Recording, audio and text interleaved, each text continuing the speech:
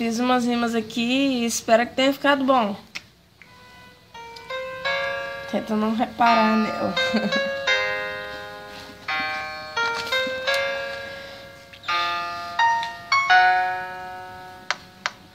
Aí, cabeção, o diabo não te ama não, mas Jesus te ama e Ele é tua salvação. Só que você não escuta, não vê, não crê, pois quando Ele voltar você vai se arrepender.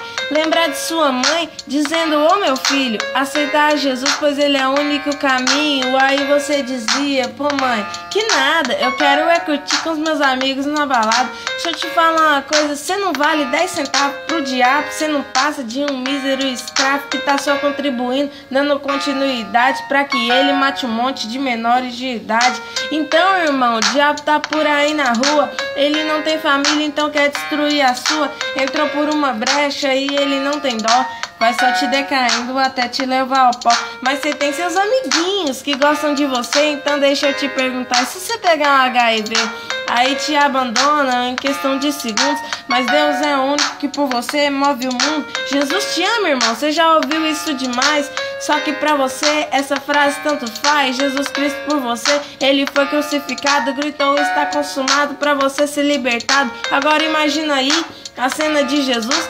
Será que seus amiguinhos iriam morrer por você numa cruz? Então, pois é, você já sabe a resposta. Se liga, cabeção, que Jesus bate em sua porta, quer entrar na sua casa pra sua vida ele mudar. Mas ele não é intruso, só entra se você deixar. Então deixa ele entrar pra mudar a sua vida, assim como fez com a minha. Olha só minha alegria, pela graça de Deus eu tô aqui firme e forte, mas tem uns moleque aí que prefere até a morte. Falo isso porque tem uns colegas meus, você pergunta se é ateu, o cara te diz graças a Deus. Aí você fica tipo, hã? Como assim? Você prefere o diabo que só quer ver o seu fim? Aí ele te olha assim, meio que desconfiado.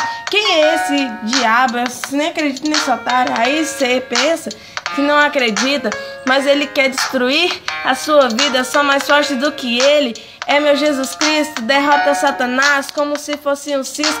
Então eu já vou indo, e você que tá na lama, eu vou te deixar um recado, fala que Jesus te ama.